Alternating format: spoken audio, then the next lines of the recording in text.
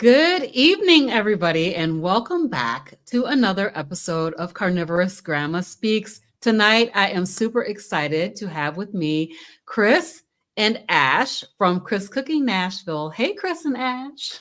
Hello, Robyn. Thank you so much for having us. Yeah, happy to be here.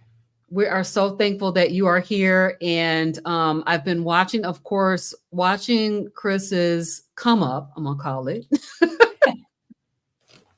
And it's just so exciting. I really love what you're doing. So when I thought about it, I was like, I've got to get Chris and Ash on here. I love to talk to couples. I love to talk to individuals too, but I love to talk to couples, and especially since you guys are such a great team, the cook and the taste tester. Mm-hmm.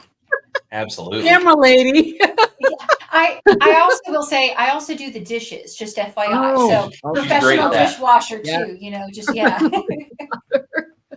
So everybody has their roles. That's awesome. And so I would just love it if each of you could just take a moment and introduce yourself. We'll start with Ash. Oh, with me. Thank you. My name's Ash Taylor. And of course, I'm Chris's wife. And like you said, professional taste tester, dishwasher, camera woman. But when I'm not helping Chris kind of grow his YouTube channel, I basically am a country artist here in Nashville, Tennessee. So singer-songwriter. And, honestly, just I'm so happy to be here with you today, Robyn. I appreciate you having us on the show. But I feel like keto and then carnivore has really just changed my life. And anytime we get the opportunity just to sit and share our stories and talk with people, it's just a joy. So I'm super happy to be here with y'all today. Thanks, Ash. Yeah. Absolutely. Yeah. Ash is a very humble and wonderful woman. So she is very talented, and I cannot do what I do without her. So I have to say that before I dive into anything about me.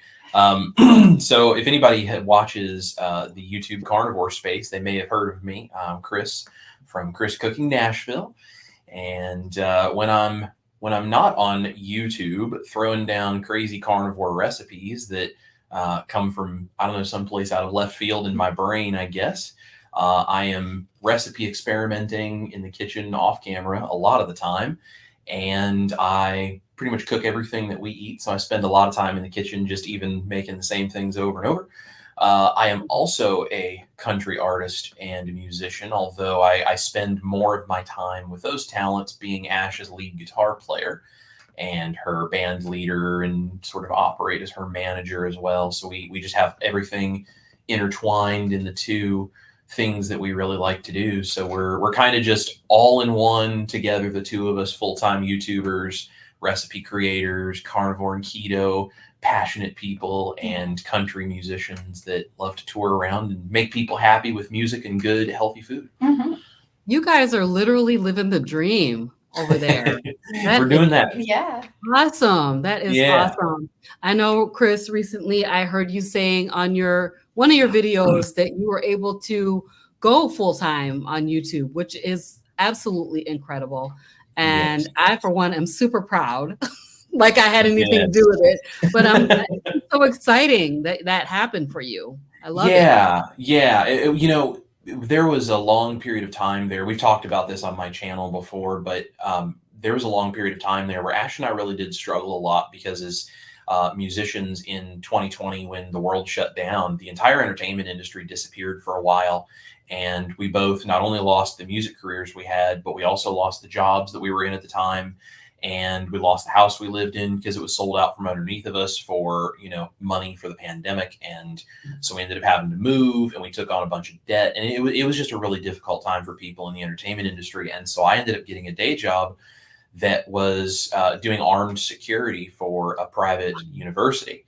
And it's not in the best area of Nashville, unfortunately. And at first it was all right, but as things have just kind of gone on with the world, it just started getting worse and worse. And I felt like it was a little bit of a dangerous situation. Just the logistics there. It was not someplace I really wanted to be. And in the midst of all of that, along with trying to regrow, her artist career, which we did from scratch after losing everything. So there was enough of a task in itself. But then on top of it, I decided to start a YouTube channel. And it was it was a lot of long hours and a lot of late nights. And at first it wasn't really intended to be a job. It was just something I did to keep my own self, motivated and accountable. And I thought, well, maybe I'll inspire, a handful of people. And, if one person out there watches my videos and says, this helps me be more keto or carnivore and it helps my health, then it would be worth whatever amount of work it took. And in the midst of that, it just blew up to where now here we are as Chris Cooking Nashville. Is something I never expected. And when it turned into what it eventually became, she and I started talking about it, and it was like, we as musicians, you kind of always have multiple irons in the fire anyway. You have lots of different projects because it just takes a lot to be an entrepreneur, specifically being a musician as an entrepreneur. And so we started doing this really intensely focused approach to the YouTube channel because I was getting all these messages about people I was helping and people I was inspiring. And it's like, well, if I'm going to put my time and my effort into trying to make a living to, keep my family supported, especially while we're also doing musician stuff on the side at that point, it's like, if I'm going to do it, I'd rather it be something that's really worthwhile and helping people and, makes us feel really fulfilled. And so we dove in and things started to grow. I was very blessed to have some other creators on YouTube that saw what I was doing and decided to jump in and help me out. So, I'm sure we'll talk about more of that, but that really just grew things. And then we looked at each other and it was like, we're at a point where it's like, if we really dive into this, we think we can do this full time.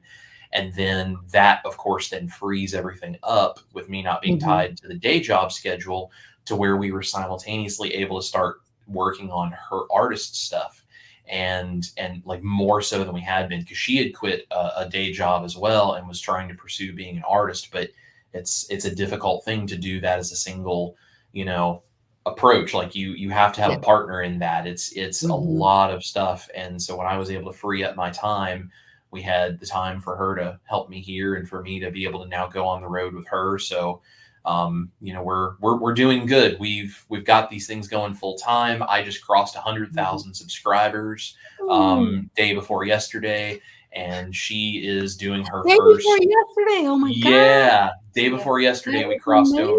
Over. Yep, we crossed over 100K, and this next week we are. Thank you. And then this next week we're kicking off her first headlining tour as an artist, and so the YouTube and musician thing is in full swing for both of us. So wow, it's amazing. Incredible. Yeah. That is absolutely incredible. Wow, you guys have a lot going on. I wondered about, like, as a content creator. Yeah, somebody's saying this, and this right here is absolutely incredible. Congratulations. Yes. Very much. You absolutely deserve it. But what I wonder about is, as a content creator, the pressure of having to come up with something new and great and different. How do you deal with that?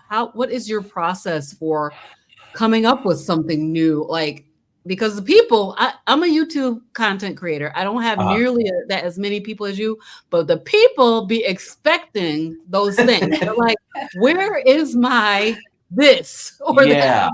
Yeah. That's a really interesting question. And that's a great question. I've never been asked before, and I love that. So along with the YouTube stuff and the musician stuff with Ash that I do, I also am a guitar teacher and really sort of like a music business mentor, I guess I would say, because it goes way beyond just guitar lessons with my students. But one of my students is actually starting a YouTube channel as a songwriter, and he and I were sitting and we were talking about this, and he was like, well, what am I going to do when I run out of content, when I run out of ideas? Because he hasn't uploaded anything yet. We're just talking about, here's the plan, and we're going to do this intentionally. And he's like, well, what do I do when I run out of ideas? And so I looked at him and I said, well, what do you do when you've written all of the song ideas you have? And he said, I really like to go out. He's like, I don't really know if I've come across that yet, but if I did, he said, I love going and sitting like by the lake, or I love being out in nature, or I love doing these various things. And he listed off several things that bring him inspiration, which is where his best song ideas tend to come from. And I said, so if you get to the end of your list of ideas, you need to go put yourself in a place where you can cultivate new ideas. And so as a content creator for what I do specifically, I'm always looking for new inspiration. And this comes from a lot of places outside of the keto and carnivore world. I mean, don't get me wrong, I watch plenty of stuff from the keto and carnivore world. And, I love like Dr. Barry's videos for the health information. And I love Nisha for some of her lifestyle vlogging type stuff where she's real and honest about being a family and doing this. I love Kelly Hogan talks about these kinds of things as well. I love the doctors like Dr. Chafee and Dr. Baker and Dr. Kiltz and like all of these people. So I get lots of inspiration from that. I watch other recipe creators in the keto and carnivore space as well. Sometimes I watch the recipes and I go, dang, that was a great idea. And then sometimes I watch the recipes and I go, oh, this was so close to what I would have done, but you missed this thing, which stands out to me. And honestly, this is the same thing songwriters do. We listen to another person's song and it's like, okay, well, that may be a really cool song for what it is, but I hear this thing where you said this or you did that. And that sparks a completely different idea where I go, you totally missed this whole thing that could have been done with it, and really not missed, but you took it a different direction. But I can take this thing that to you was maybe just a line, but to me, it's a whole concept. And so you find these offshoots and these different branches of things. And so I do that with other recipe creators where I see what they did and I go, okay, this thing that you kind of just used in the way everyone else does, watching you do it, it then gives me an idea to do this thing with it totally differently. I also spend a lot of time on YouTube watching not keto and carnivore recipes. I watch chefs. I've had so many people in my comment section that have asked me, "Are you a trained chef?" And it's very humbling for people to say that, because I feel like I am just a really experienced home chef, just really well researched and not nearly capable of the things that professional chefs are truly able to do with food. But I'm gonna laugh out loud, Chris. I don't see nobody out here doing the stuff that you're doing. Well, I appreciate chefs are doing regular stuff. You're doing you're doing the magic. Yeah. Well, that's kind of the thing. Like I study what other chefs are doing. And I've always done that. I mean, some of my earliest food memories are sitting on the counter as a little kid while my mom cooked and her teaching me things. And then in high school, I used to do this thing. My parents would like use lean back pillows and sit on their bed and watch Food Network. And I would lay across the foot of their bed with them and we'd watch Food Network and we'd talk about recipes. And I got this love of being a foodie from my parents. And so I've studied like how to do this kind of stuff and watched professional chefs my whole life. And I love doing it. And I love cooking for people. That's how I say I love you to people, is I cook for them. It's a big deal in my family. We do that. We cook for people that we care about. So I took that concept and I started saying, well, how do I apply this to other things for like keto and carnivore? And so I'm always watching, standard American diet chefs, professional chefs. I love studying like molecular gastronomy and how they do different things and understanding the chemical and the physical reactions of different ingredients when put together. And why would you boil something versus simmering something versus putting it in an oven? Like understanding why. And when you understand all of that, you then apply those same concepts to a list of approved carnivore or keto ingredients, depending on what your goal is for a recipe. And then I start thinking, well, how do I go outside the box of what everybody else has done? How do I say, here's what everyone else has done. Now let's do something completely off the wall, like put bologna in a blender and make refried beans for a carnivore diet out of it, right? Like really just things that everyone else goes, why would you do that? That's the dumbest thing I've ever heard. And it's like, and then I do it and it's like, that actually worked. Sometimes it's a little bit of just divine inspiration from the good Lord giving me some ideas. And then it's a lot of applying some elbow grease and some knowledge of cooking and, the sort of studying of culinary world and just trying to figure out how to put that all together. And if I do run out of ideas, I go back and I look at what I've done before and I say, what did I do right? What needs to be better? And how do I take some different approaches to trying to redo the same thing And in the process of that, I usually get two things out of that. One, I get an updated 2.0 version of a recipe, which is easier, it's better, it's faster, it's somehow improved, which is why I sometimes release 2.0 recipes, because I think that if they're really good enough of an improvement that people would be interested in, okay, well, I'm going to go ahead and release that because that makes this more approachable, which is the whole goal for people. And usually when I do something different that makes it easier, I learn more about those ingredients and what I'm really capable of making them do.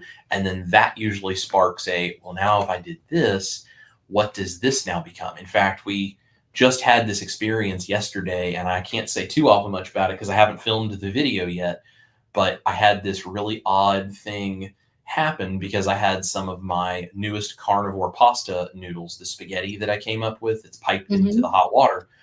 I had some of that when it came out of the piping bag, I cut the hole a little bit too big, and I was trying to make like an angel hair style pasta. And so the hole was a little too big. So I had several noodles that were great big and, just fat, even bigger than spaghetti noodles. And I was like, well, I'm not going to mix this into the rest of it. I'm just going to put this in a new piping bag. But I was like, what do I do with these? And so I dehydrated them all the way down, and then I started playing around with it. And carnivore snack style foods are definitely right around the corner because they're really good. And there's going to be several different varieties. And I think I'm going to be able to make these, and I think they'll actually probably be shelf stable. So we'd be able to like make snacks for the kids, make snacks for ourselves for road trips that are basically just pure protein, and have some really cool things that for at least a couple of days don't need refrigeration or any of that kind of stuff for like a road trip situation. I'm like, I mean, don't get me wrong, there's companies out there that make this kind of stuff. I make my own beef jerky. Taste terrible though. But they do a lot of times. Terrible. They do, and it's because of what you have to do to things like that to make it shelf stable long enough to last like 6 months on a shelf. Like that ruins things like that. And we make our own beef jerky for road trips because it's so expensive to take, like massive amounts of the truly clean beef jerky sticks that are out there. It's expensive as much as I eat as a big dude, especially like that's expensive. I can make it for like a quarter of the price, and it's super easy to do. So I love doing that. And now I'm like, now I'm going to have these bags of carnivore approved snacks for the road, especially with us being on tour here. That's going to be a big deal. So everybody keep an eye out because I've got some fun videos coming in the next few weeks. I cannot wait. I want to just ask Ash. So, I mean, I'm sure there's a ton of experimentation going on in your house then with all these different combinations and permutations and different ingredients and etc. Yes. Do you ever not like something that Chris made for you? Thank you for asking that question. The answer is yes, I do. But I will say so Chris is an incredible cook. And I don't know if many people know this, but Chris actually, before he found carnivore and we started doing keto, we actually during the pandemic to pay our bills, Chris actually owned a micro bakery and made artisan sourdough breads. And so, I mean, the man is just an incredible cook. And I'm so grateful because I don't cook at all. So let's say that, which is why I always do the dishes and try to help. But, when it comes to keto and carnivore things, I have a thing where I am so against things that taste for example, egg life wraps. Some people love them. I am not. To me, Chris has bought those for me before just so I could try them. To me, that doesn't taste like a tortilla or a pasta noodle. It tastes like eggs. And I just have a thing where I hate the taste of eggs. I have not been a fan since I was a kid. And especially something pretending to be something else that tastes like an egg, I'm completely against. And so, Chris, Chris works so hard, and I don't think people think about the hours that he puts in behind the scenes of experimenting. If we're not filming in our kitchen, it is a science experiment. I mean, that he's in there experimenting, he's always trying to improve, and he wants things to be the best that they can be. And so I try to support him in that it has his wife. So if I taste something and he's experimenting, I straight up tell him. Yesterday, the experiment he just told you about, I said, hey, I think that these are too crunchy. I think these need to be this way. So yeah, there are definitely times where I taste something and it's not even that it's bad, but maybe like, hey, I don't think you quite nail the texture of tortillas or of pasta, or maybe it needs to be this way. And he is very kind and very gracious. And he's like, okay, thanks for the feedback. And he goes back to square one, because I feel like I would be doing him and everybody, making his recipes a disservice. But I think it's funny because we've had people say, oh, you're his wife, of course you have to like it. And I'm like, no, that's not true. No, a really good example of that would be yesterday. When I was doing that experiment, I also took some of those dried spaghetti noodles I had and I tried boiling them, because I've had the question, can you dehydrate this and then have like shelf stable pasta, and then we can boil it like real pasta? And I've told people I don't think so, because this would be the same kind of thing as trying to boil beef jerky and get a steak back out of it. And protein, once it is cooked and dried out, does not absorb moisture in the same way starches do. So even though that works for a pasta, that's probably not going to work for a protein the way that I'm making this pasta out of. But that being said, I had never actually tried it. And so just to make sure, and this is another thing, even if I know something won't work, if someone asks me a question, or multiple people especially ask me that question, and I have the opportunity to test it to confirm, I will, because I want to make sure there is integrity in every answer that I give people.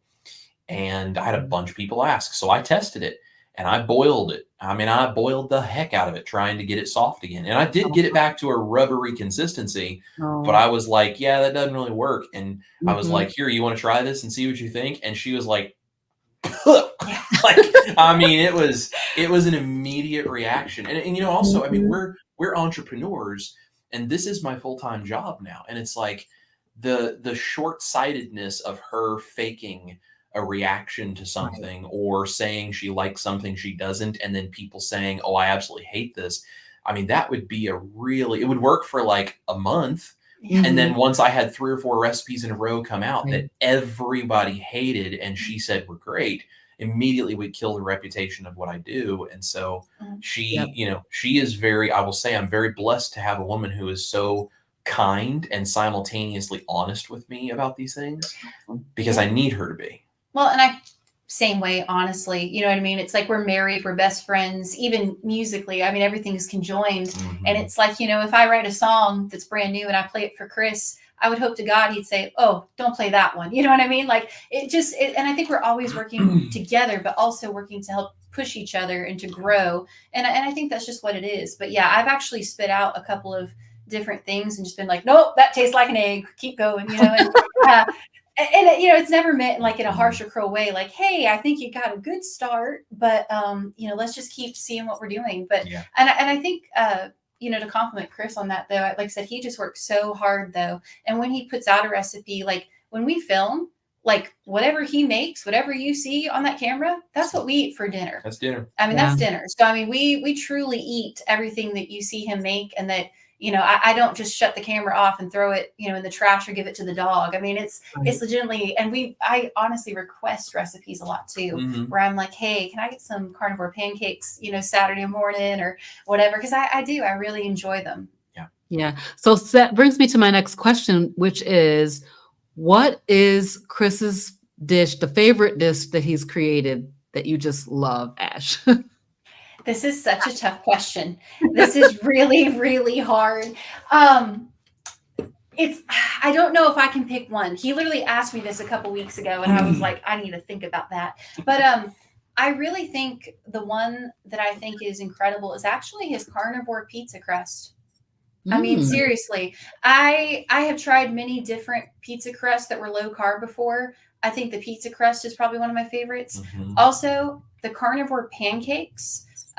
They are the best pancakes. I mean, the best. It doesn't matter keto, doesn't matter carnivore, just pancakes ever. I would rather eat Chris's carnivore pancakes than go to Cracker Barrel and eat the pancakes that they serve there. So I'd say his pancakes are definitely one for me.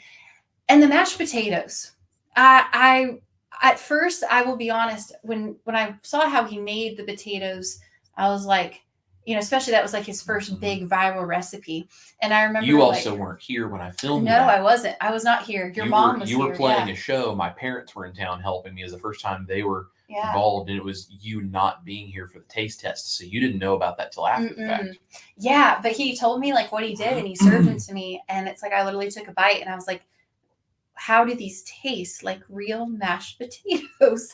But I love that recipe for many reasons, but I think that is just ingenious. I also love hearing people's stories with that recipe in particular, where it's like, oh, you've brought comfort food back in my home, or, I give these to my kids. I give these to my elderly father, and, he won't eat anything, but he thinks they're real potatoes, or he likes them better than. And just seeing how that recipe blew up and how it really just changed, I think, our lives, honestly. I mean, that was really the first big one.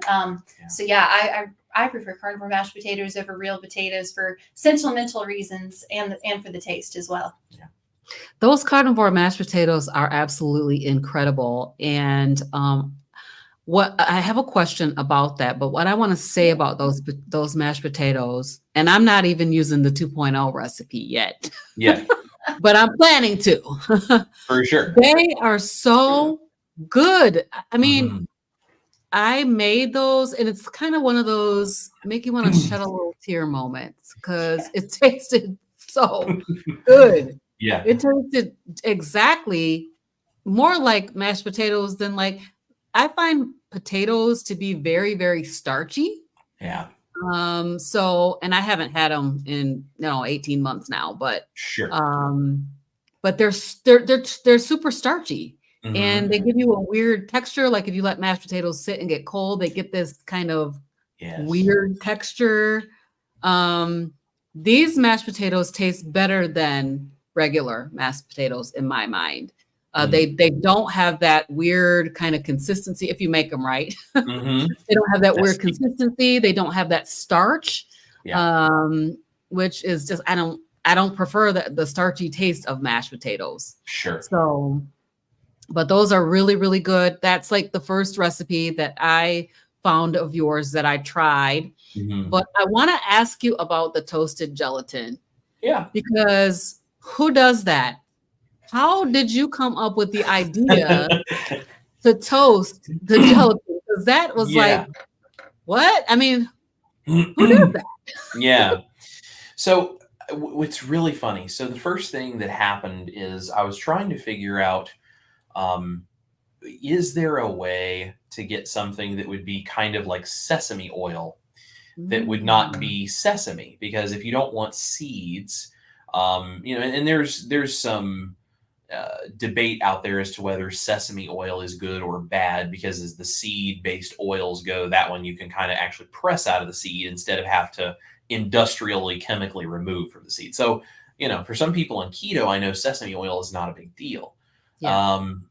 I was trying to avoid any plant oils whatsoever at the time, and I thought, I wonder if there was a way to get this like sesame oil flavor so that I could do like an Asian inspired carnivore dish and have that kind of thing. And so the first thing I did was I was trying to figure out, well, what would you even put into something, say like lard or beef tallow or whatever, to give it a similar flavor. And so gelatin, if you get beef gelatin, all it is the collagen that has been cooked out of the connective tissues and the skin and the bones and these other things of whatever animal it comes from. That's why I buy beef gelatin, because I just prefer the way it works over the standard, pork gelatin is what you usually get in grocery stores. And, there's some people that don't eat pork for religious reasons. And so they would ask me about that. And so I thought, I'm just going to start using beef gelatin. And I found that I just enjoyed it better. So, so I had a bunch of it on hand.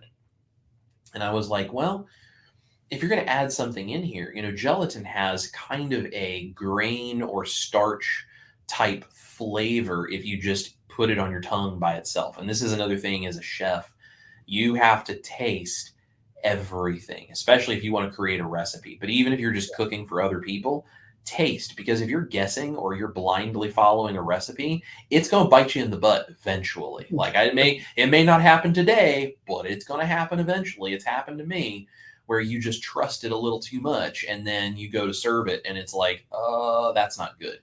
Thankfully, I've always tasted before I actually serve it to someone else. I taste it myself and I go, I screwed that up. Now I got to figure out how to fix it. So I always taste my ingredients. If it's not raw, it's not something that you can't eat without cooking. I taste it in its purest form. So I did that with gelatin, and I was like, it has kind of a grain-like flavor. It has that earthy flavor. And so I thought, well, is there a way that I could modify that flavor in sort of either a chemical or a physical way that would give me more of that toasted sesame seed vibe? And so that's where the idea of getting it toasted came from. But originally I thought, well, what I'm going to do is I'm going to add it into hot oil, and I'm actually going to cook gelatin in hot oil and just see what happens to it and see if I can impart the flavor into the oil. So that led to a couple of different discoveries for me. One being that if you brown gelatin, you can get sort of a crispy browned flavor from it, which is why many of my bread and type products like that include gelatin, because it gives you the browning and a certain flavor amongst some of the other ingredients that I use. So then I thought, well, if I can toast it with oil and it kind of all clumps together and turns into this fried, almost crackery texture, what happens if I toast it dry the same way I would toast like nuts that I was going to put on top of a dessert or something back in my standard American diet days, because that gives you this roasted, nice flavor. And I thought, well, maybe that's something different. The sesame oil thing's not working, but let me try this. And so this is where, one thing leads to another and you get your inspiration. So I tried toasting it dry and I got it to go kind of a golden yellow, starting to get light brown color. And it smelled like the backside of a donkey. And I was like, this is not going to be good. And I was like, but for the integrity of what I do, I need to taste it. And I tasted it. And I was like, it tastes like the backside of a donkey. It's not good. It's not in any way something I want to eat. But then I got thinking about this because I'd had this idea of using egg whites blended up to make mashed potatoes kind of hit me. And I got thinking about the flavor that I was getting out of this toasted gelatin, which was so nasty. And I thought, well, if I only use a little bit of this, it's going to blend in as an undernote of all of these other flavors. And I said, I thought to myself, if you think about a potato, what a potato really tastes like, if you don't add anything else to it, is water and dirt. Yeah, it really does. They do not have a good flavor by themselves, which is why we add cream and butter and toppings, and we bake them and fill them with sour cream and bacon. And it's like potatoes are a survival food when there's nothing else available. And they're not obviously good for us, but they will keep you from starving to death, as Dr. Barry always says. Right. It's like we've added all these other things to them, or we cook them in butter, or we fry them, or we do all these things to them to change the fact that by themselves, especially raw, they just kind of taste like dirt. And so I was like, well, if I take this, what's not really a great flavor of toasted gelatin, but I blended it in with all these things that are good, I bet anything it would give you that earthy undertone that a potato has. And so a lot of the potato sort of vibe that you get from that is from that toasted gelatin. And although you don't taste the toasted gelatin in there, the way your palate works, especially in the presence of fat, different flavonoids in things hit your palate and they get experienced in a different way based on the additional ingredients that are with it. And so I took that toasted gelatin, not very good flavor, and combined that with these other things to sort of flatten it out and smooth it out and create it as an undertone. It's like mixing paint colors. You have to figure out here's my main color, but if I add just a little bit of black, it's going to soften and darken all of the tones that are already there. And so that's kind of how I think about those different layers of ingredients. And that's where that all came from. That is absolutely incredible. How long did it take you to go from frying this stuff up in grease to carnivore mashed potatoes? Funny enough, and this is not the case with most of my recipes, that one was a day and a half. What? It was a day and a half. I tested the recipe with I tested the frying the gelatin in the grease and was like, nope, that doesn't work. Let me try it, with the dry technique and see if that gives me something I can work with. So I tried that and it tasted terrible, but then I had the idea. And then the next day, I ran out of time in the kitchen that day. I don't know, we had work, we had something we had to do. And so I ran out of time in the kitchen. The next day, I had guitar lessons. And before my guitar students got there, I said, I'm going to try this. And I had a carton of egg whites that I had gotten specifically for this, this purpose. And I fried it all up. And as I was frying up the egg whites, and this is think as you go, right? You kind of learn on the fly. And this is why I do my Tuesday night live streams where I show people how to cook on the fly. And I don't use specific recipes. Like I want to train people to figure out how to problem solve as you cook, because that's what makes you feel confident in the kitchen, is the ability to do that. So that's what I was doing. And I'm frying up these egg whites. And I was like, well, it's going to need a bunch of butter. And I'm going to put a lot of butter in it anyway. So I'm just going to fry the egg whites with a lot of butter. I didn't have a very good nonstick skillet at the time. Thought the butter will help it not stick so bad, because egg whites stick and they burn, and it was a whole thing. So I fried that all up, but it smelled so much like eggs. And I was like, I can smell all those sulfur compounds in those egg whites. And I know my wife is going to spit this out if it tastes like egg whites. So I was like, maybe if I cook them longer, and I kept cooking and cooking and cooking. And it took me a lot longer than I thought it would. But I got all of the moisture cooked out, and I was like, I'm just going to cook them until they don't smell like eggs anymore. And so I did, and that's what created that. Cook the egg whites super dry, and then I threw them into a blender, because it was the only tool I had at the time to do anything like this. I had an old food processor that would have never done it. I had a hand processor that just no way it was going to do it. So the blender was all I had. So I threw it in there. I added in cream and some salt and some white pepper and garlic powder, because that's kind of how I like to season up, regular mashed potatoes when I used to make them. Blended it all together, and then I realized, like, okay, I'm gonna have to use a balance of moisture, more cream, figure it out. And then when I got it to where they would pull down into the blades, that's when I used the toasted gelatin, because I wanted to put it in there as a last thing to try to keep that flavor as distinct without being overpowering as possible. And I blended that in, and I took the lid off of the blender, and I looked down in there. It was a little liquidy, because I'd gone a little too heavy on the cream. So I warned people to be careful. And so I put in some egg white powder to thicken it back down. And I decided to let's go for it. And I was like, I don't know if it needs any more salt or not. So I stuck a spoon down it, and I took a bite of it, and I was like, you've got to be kidding me. And it was the coolest moment in creating these like carnivore recipes that I think I've ever had, where I was like, I nailed this sucker on the first try. And I immediately got out my phone, and I, did this and wrote down every single thing I did, the measurements and the whole thing.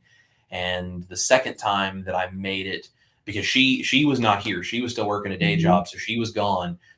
And the second time that I made that recipe was when I filmed it with my parents. Yes. So that was that I'm going to say, I mean, that's like one of the absolute best recipes that anyone has created out here. It's like, I tried the cauliflower mashed potatoes and all the things when I was on keto. And I just figured that, my life with mashed potato-like substances would be over because now I'm on carnivore. But this recipe, if you guys have not tried this, and you can tolerate egg whites, of course, you definitely need to try the carnivore mashed potatoes, because they taste so good. They taste so much like mashed potatoes. They taste better than mashed potatoes. Yeah. So I agree with you. So I love that recipe. Yeah, that's a really, really good one. So I just want to say to Ash, like, when I watch you taste Chris's food, I can see, because I'm a food lover myself. Yeah, I like to eat.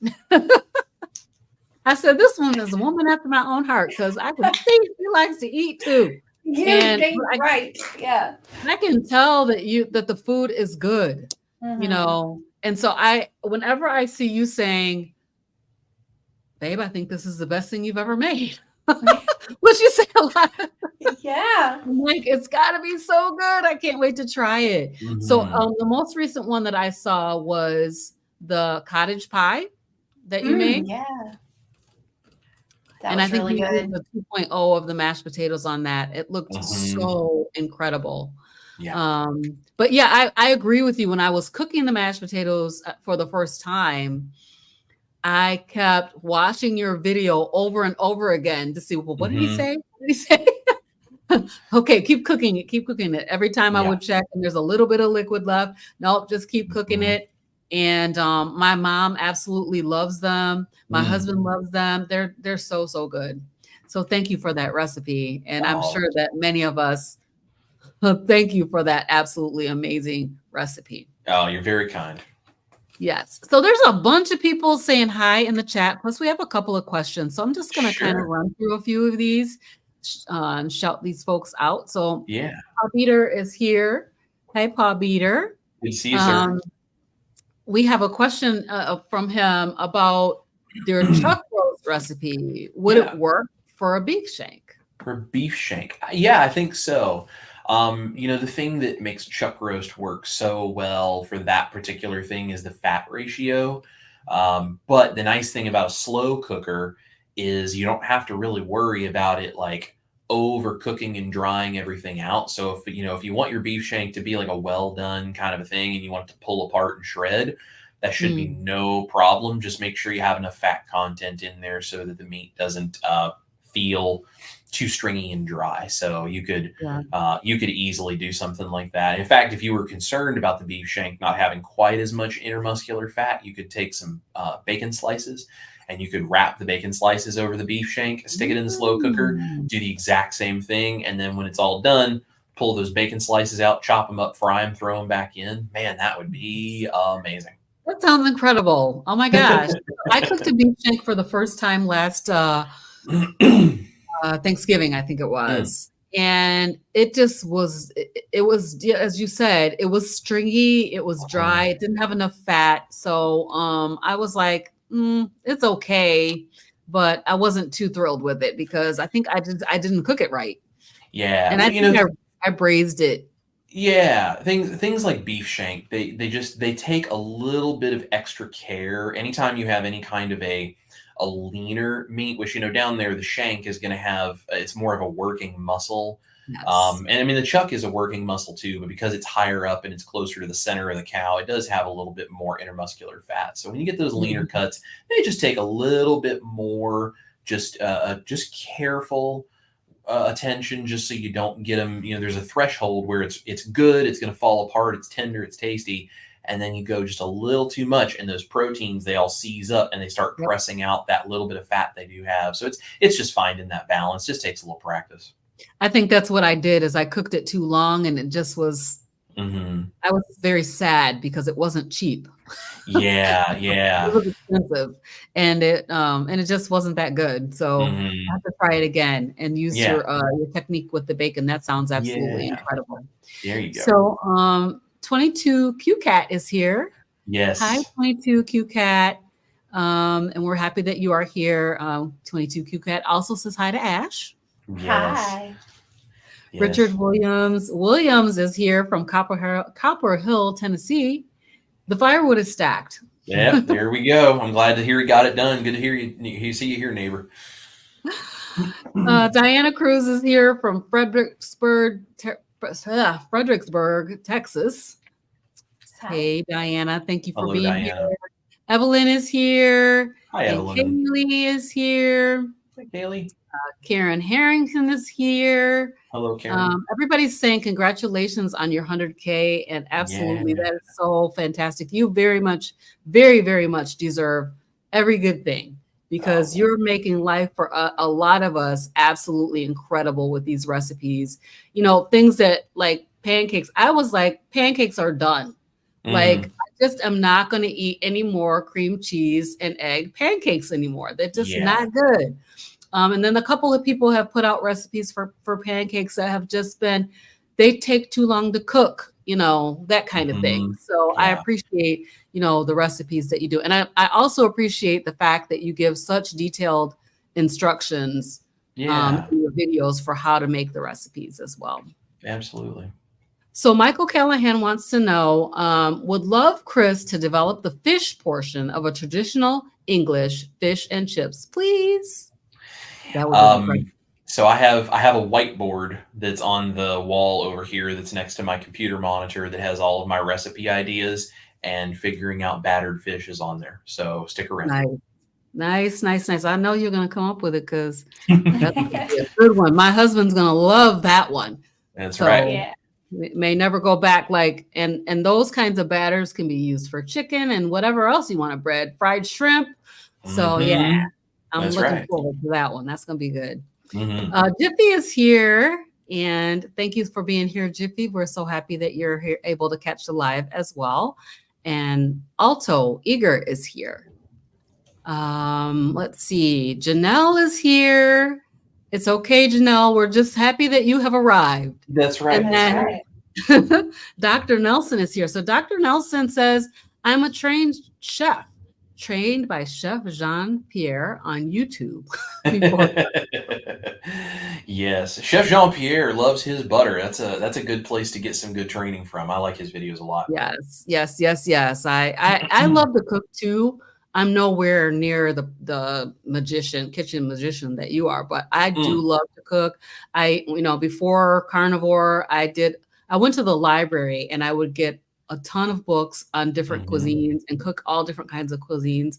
Yeah. As a matter of fact, my family was like, you're ruining our lives. We want food, but I love to cook and make various recipes, and I like to tweak them and make them my own. Yeah. So I was very excited when I found your channel and saw the kind of work that you're doing, which is absolutely incredible. Yeah.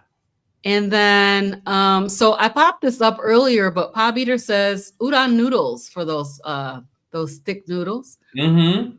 That sounds good. I haven't had udon.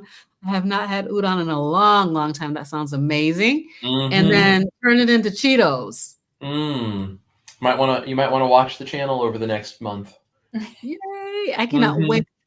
I was just with my husband last night. We were coming back from a church event in another city, and we stopped at the gas station, and he picked up these protein puff. And I think there's a few, people who are doing those, a few different kinds of those. Sure. And they smelled really good. They smelled like Cheetos, but he said they tasted like trash. Yeah. So like that's what I found when I was keto, and I used to eat some of those processed snacks. That they all just they smell like they might be kind of like a Cheeto, but they do not at all taste like a Cheeto. They taste terrible. Yeah. I don't know if it's the protein powder that's in them or the stabilization, as you were saying, to make them shelf stable, but yuck, not good. Yeah, I understand. So I'm looking forward to those. And Janelle says, yes, road trip snacks. That's right. Yeah, I'm excited about that because I always do the purse bacon, but it'd be nice to have some other little snacks to carry as well. Yeah. Debbie also is congratulating you on 100,000. And so that's Debbie. awesome. And Renee is here. Hey, Renee. Oh my gosh, there's so many people here. Southern Keto is here. So there's Victor. Victor. Okay. Hey, Victor. Hi. So glad that you were able to join us, and congratulations proper on that 100,000. Yeah. That is awesome. And let's see who else. Just Susie's Thoughts is here. Hey, Just Susie. And let's see what this one says. I did a wife taste test of the potatoes. She picked the carnivore one over her favorite ones. Yep. Yeah. I agree. I mean, I think they taste so much better than potatoes because of that starchy, ucky consistency that you can get from potato. And you just don't get that with this recipe. S. Bradley is here. S. Bradley, Hello, 510. Hello. Thank you for being here. We appreciate you. And then Renee says, there's no way Chris knows what the backside of a donkey smells or tastes like. Well, so I did grow up in farm country, so I may not know what it tastes like, but I do know what it smells like because I grew up in a town of 800 people. So, oh my gosh, small town. Yeah. Yep. All right. So S. Bradley says, I guess I was a weirdo talking about potatoes. I could eat one plain. Yeah. Some people they really do enjoy that flavor. And I think there's different things about different people's palates, and this I think this is maybe one of the things too, is sometimes people try my recipes and they don't like them, and that's totally okay. If you made the recipe right and you don't Yeah, like it. right. I will go back to people on their comments and say, I think you messed it up if the way they're describing it is not anything like the recipe is supposed to be. I'm Mhm. also more than happy to help everyone diagnose their recipes. I mean, I spend hours a week Yes. helping people diagnose, like, why didn't the bread rise, or why are my noodles too spongy, or any of that. I do the best I can to keep up with every comment on my channel. And if someone's struggling with the recipe, I encourage them always reach out to me and ask Yeah, me if I can help. Maybe you just don't like the recipe, and that's totally okay, because we all have different tastes. But if you don't like the recipe, let it be because you have a different taste than me. Don't let it be because the right, recipe wasn't done properly. So, because right, it right, right. it takes some practice to do this. I mean, It we're does. doing weird things with ingredients that no one has ever done before with a lot of this Mhm. stuff, and I'm learning as I go just as much as everyone else. Absolutely. Now, Chris, I just wanted, as you were talking about this, I thought about there's one video you had that's the only one I saw where you were like blasting somebody for being rude. I Yes. love that for you. Yes. I loved it. Yes. I was like, you tell him, Chris, Yeah. I don't come in here messing with us. I listen, I want to be as loving and kind and professional with everyone that I possibly can be. And even people that disagree with what we do, that's totally Mhm. fine. We are all different people. We all Yeah. have different opinions. But I will tell you, as someone who used to be 400 pounds and who was extremely depressed and had anxiety and irritability, and I was completely apathetic to life. And I mean, truthfully, I was headed down a path that probably would have ended up in things like suicidal ideation. Mhm. And I mean, I hated what I saw when I looked in the mirror.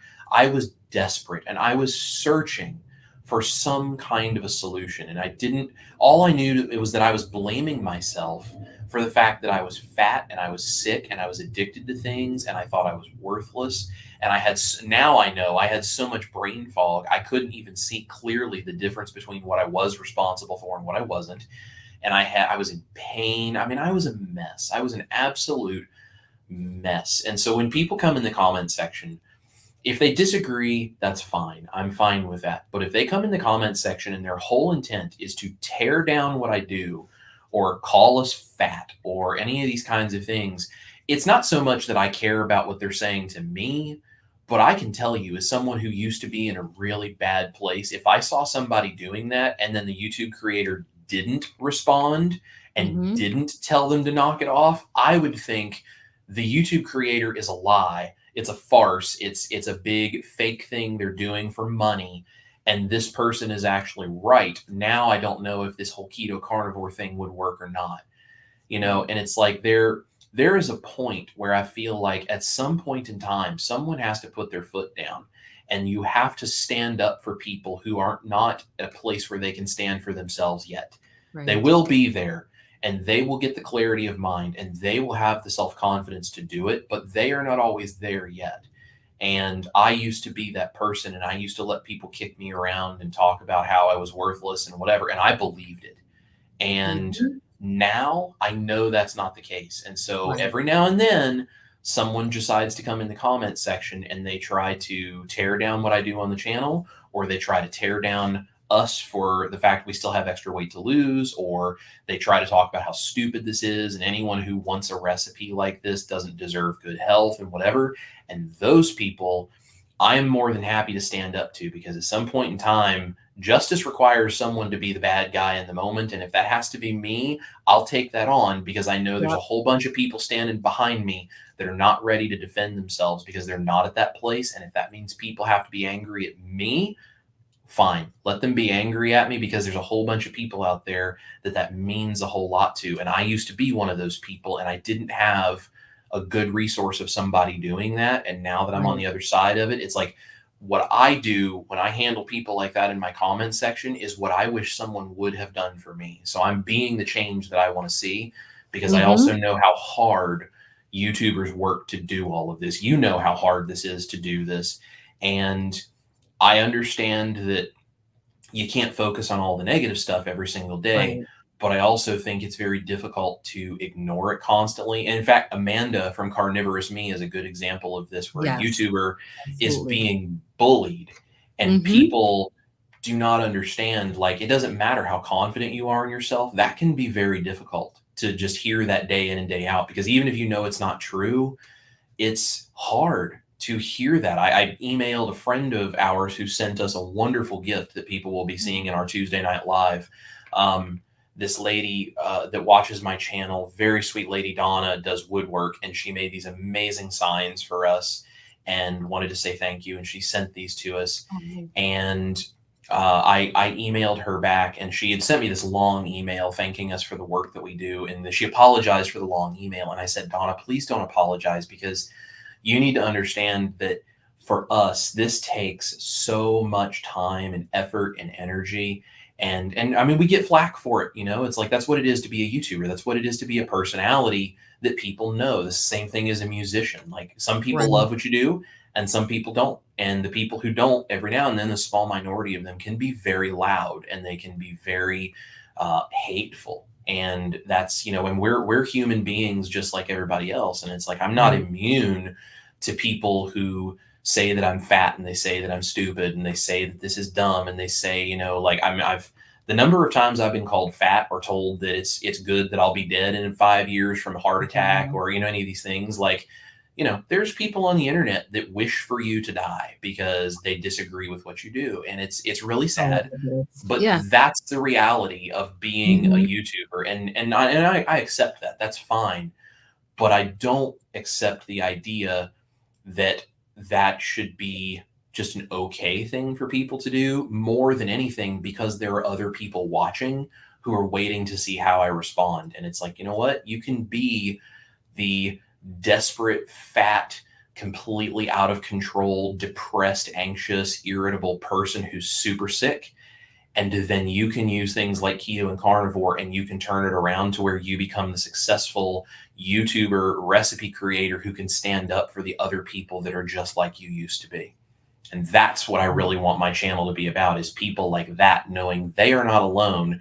And it doesn't matter if it's just you and me, that's fine, because I'll stand right there in the trenches with you. And if those people want to beat you up, great. I know what it's like to be beaten up for that. So I'll take the beating. You get yourself healthy. And then when you're healthy, you turn around and find somebody else who needs the same thing, and you go do it for them too. And so that's the thing. Like, I try to be kind and loving and professional, and I try to be like Jesus in those ways. But every now and then I realize Jesus had to yell at the Pharisees because of the way they were acting, and he turned over the money tables in the temple. And it's like, you know what? This is a money table moment, and this person needs to be flipped over and put in their place. Right. So I appreciated it. I commiserated with you. People say some of the most rude things. And I think maybe they don't care, or they don't know that when you say those kinds of things, in my mind, it just keeps going over and over and over. Like, wait a minute, why are they saying this? And, it just keeps rolling around in my head. Like, what is wrong with this person? Why are they saying such a rude thing? Do I respond to them, or do I just block them? So I appreciated what you did, because it was just an example of how I just appreciate it. This is this is an approach that you could take. Because it does hurt. I mean, it does hurt, because you're putting your life out here for people to see.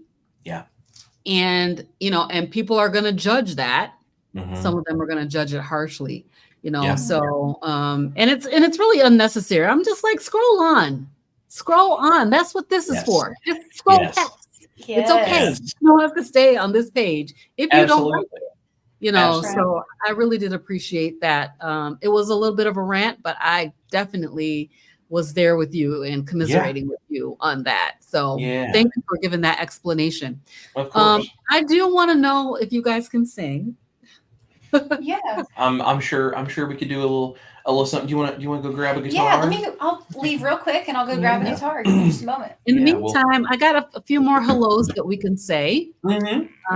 So Dustin from Keto Simple is here. Hey, Dustin, we're so glad that you're here. Good to see you, Dustin.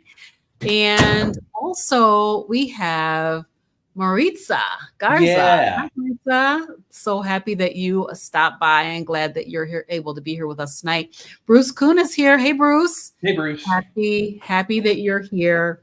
And then Maritza's saying, I just put the carnivore white bread in the oven. Sounds good.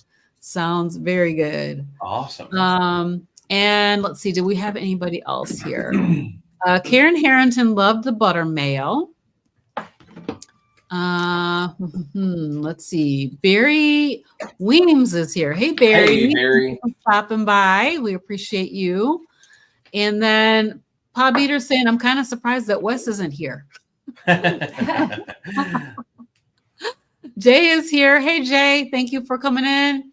And then Barry says, Chris, I got your back any time of the week. What you're trying to do and what you are is so awesome. When Dr. Ken Berry recommended your channel, says something absolutely 100%. I appreciate that. Like I said, you deserve every good thing, literally. So SD Bradley 510. Hi.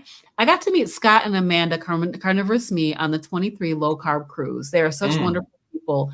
It really got me angry to see how people treated her. Absolutely. It's just ridiculous. I mean, people, we are human beings. Mm-hmm. Yeah. We are just people, you know, we're people who made a commitment to come out here and share something. We're trying to help inspire, trying to help people in the world to live a healthier, happier life, more abundant life, right? Yes. Absolutely. Yes. So, you know, we're still human beings and we still have feelings and all of those things. So absolutely. All right. So, anybody else new here? Sherry Reagan is here. Go, Chris, go. Right. 100%. And then Charlotte says, I appreciate you being your authentic selves. You're all amazing examples and inspire many. Thank you so much. Thank you. So Carnivore K is here. I'm just trying to get through all the new people. Yeah. Real quick. I think I did. Okay. Awesome. We're ready. Great. We're ready. Well, I guess maybe I'll let him. Yeah. You want me to start out? Go for something? it. Okay. Go for it. So you may need to tune that. Okay.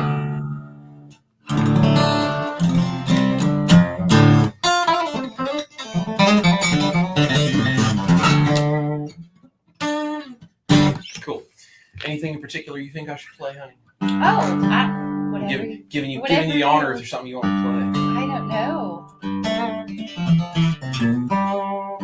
Whatever you feel like. California? Sure, I can do California. Yeah, I'll do California. The most played song ever, the tuning song. That's right. That's right. Yes. You'd be amazed how many musicians should learn how to play it. Yeah. So this is not the first song I ever wrote for Ash, but I would say it's probably the most poignant song that I ever wrote. So Ash is from California. I come from a tiny town in southeast Indiana in the middle of the cornfields. I'd never been to California until after I met her.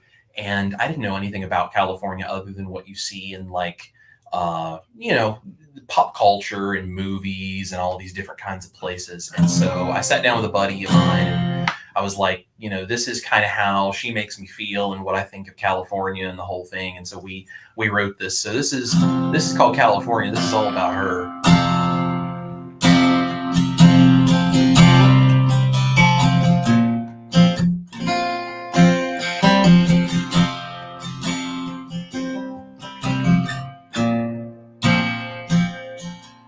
She's a West Coast girl with the shades on, twisting and curving like State Route 1. She's a top-down drive around town, little surf rock, a little Bakersfield sound. She's like a stroll down Rodeo Drive. 90210 kind of fine.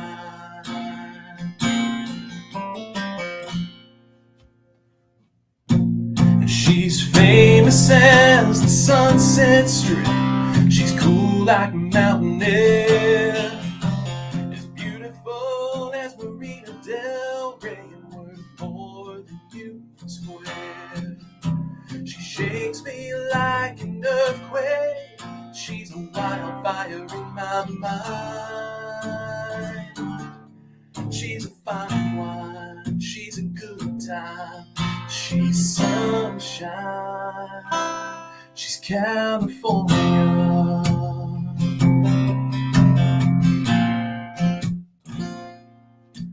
She's strong and proud like the Golden Gate, as laid back as the sand in the shade. She's a neon lit up LA night. She's a gold mine. She's a name in lights. She's like a stroll down Rodeo Drive. A 90210 kind of fine. She's famous as the Sunset Strip. She's cool like a mountain air. Beautiful as Marina Del Rey, and worth more than Union Square. She shakes me like an earthquake. She's a wildfire in my mind. She's a fine wine. She's a good time. She's sunshine. She's California.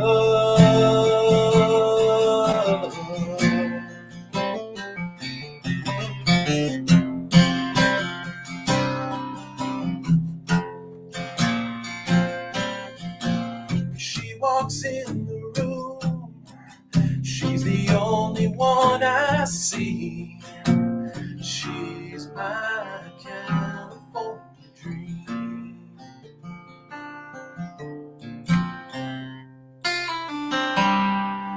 She's famous as the Sunset Strip. Cool like mountain air. It's beautiful as Marina Del Rey, and worth more than Union Square. She shakes me like an earthquake. She's a wildfire in my mind.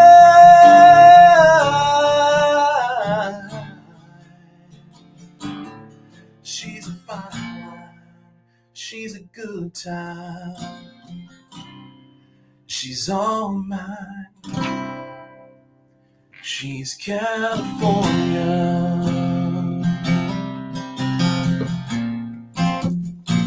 She's California.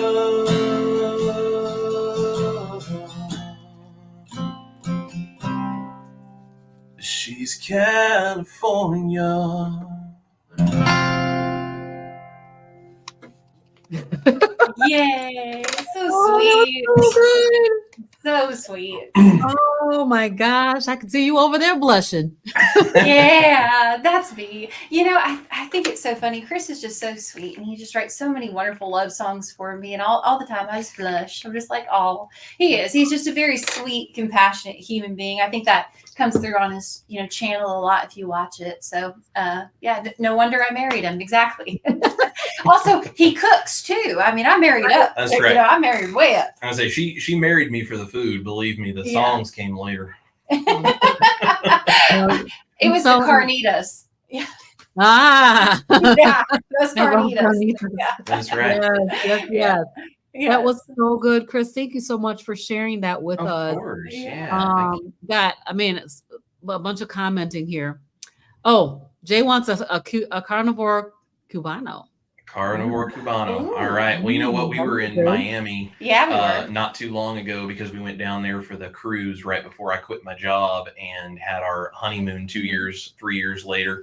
Mm-hmm. And we were talking about, I've got a friend from Miami who is actually Cuban and know him from college. And we were talking about Cuban sandwiches. And so I'll have to definitely see what I can do about that.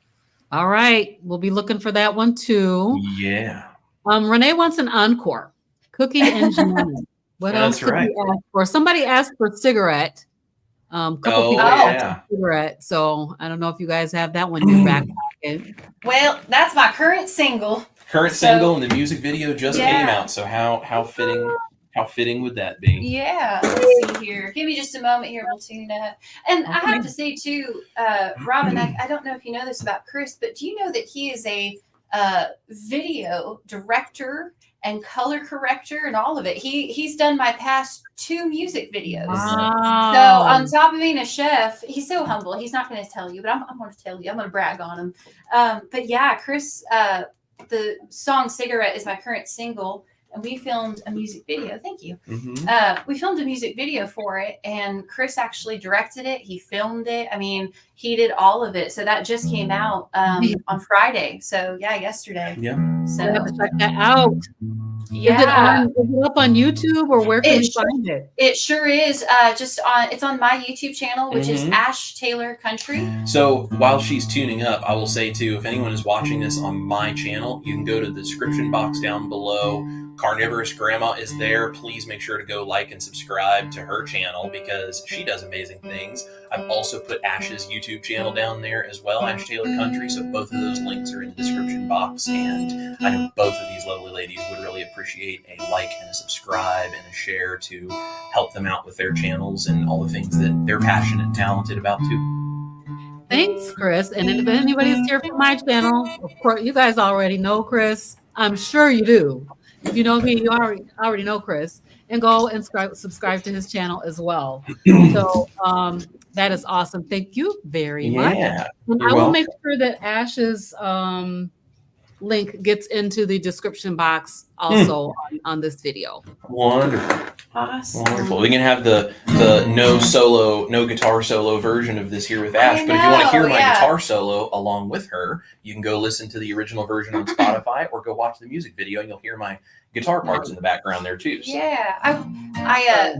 I know it sounds terrible, but I've gotten so used to Chris playing every show with me, and he plays lead guitar for me. So usually, even if you come to an acoustic show, it's just Chris and I, and he just sits there and shreds away, and we just have so much fun. And I'm always so grateful that I get to, do music with my husband. I know not everyone gets to do that. So it's a good time though. Yeah. Yes, your solo will be missed. I'm so sorry. No, it's all about the beautiful lady over here and her beautiful voice. Oh, I don't know about that. Well, yeah. I think I'm ready then if you guys are, but thank you guys by the way for requesting Cigarette. Y'all are so sweet. They're great. We have the best fans. We really do though. I mean, genuinely, we really mean that. I mean, they have changed our lives. And I love the fact that like they've come from YouTube and the carnivore mashed potatoes. And I love you guys for loving Chris. And then you come over and you're like, oh, I like country music too. So it's, it's really great. But yeah, this is I'll play the clean version today. Yeah, there we go. Family friendly version today. But if you want to have a good chuckle and laugh, I won't say a bad word. But if you want to have a good chuckle and laugh, if you listen to the music video, you'll hear it and hopefully you'll smile. So yeah, it's a song called Cigarette. So.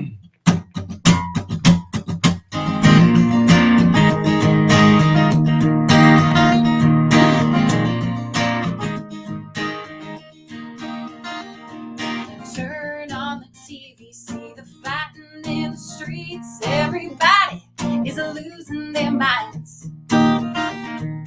Can't trust your neighbor. We're all told to pick a side. We're all human, but we're not always kind. And everybody's got their own way. I'm just gonna smoke another cigarette. Watch it all burn from my front porch. Rolling to the stones coming out of that old cassette. I've got no regrets cause life's too short. So while the world throws a fit, I'm just gonna sit and smoke another cigarette. Now some call me crazy, I just think they need to chill, take it easy and just let it roll.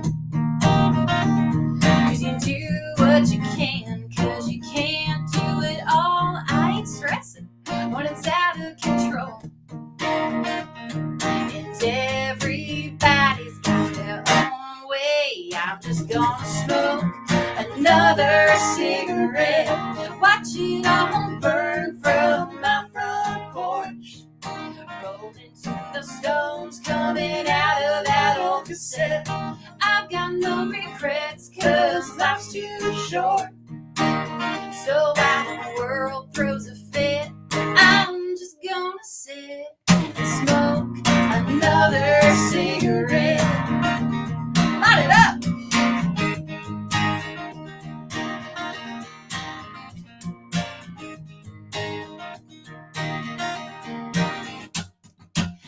just gonna smoke another cigarette, watch it all burn from my front porch. The stones coming out of that old cassette. I've got no regrets, 'cause life's too short. So while the world throws a fit, I'm just gonna sit and smoke another cigarette. Smoke another cigarette. Smoke another cigarette. Oh, yeah.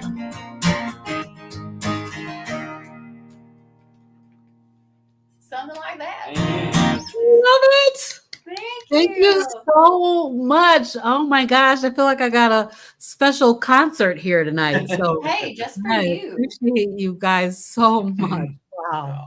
You're very welcome. Well, so I always ask this question at the end of every live stream, and that is, if you could tell the people one thing, what would it be? Ladies first. One thing, don't give up. Don't give up. You make a mistake, you fall off the wagon, something happens, you get right back on it. You just wake up the next morning, you take a deep breath, and you just go right back doing to what you're supposed to do. I think that's the way with anything, whether it's your diet or a goal or dream or aspiration. I think that's just what you do. And I think that's how you become successful. I think that's how you reach goals. I think that's how you become a better version of yourself, is just don't give up, get up every day and just keep going, keep trying, keep doing it until you succeed. Right. Yes. Love it. Thank you. Yeah. And for me, I think I would say you are valuable and you are worth it. I think the thing that held me back from so many things was feeling like I didn't have the value to be worth any of these things. I didn't invest in myself. I didn't take the time. I didn't put forth the effort, any of those things, because I just thought it was going to be a failure and I was a failure and all this kind of stuff. And all of that is such a horrible lie from that terrible inner voice inside your head that tells you all of these things that aren't true.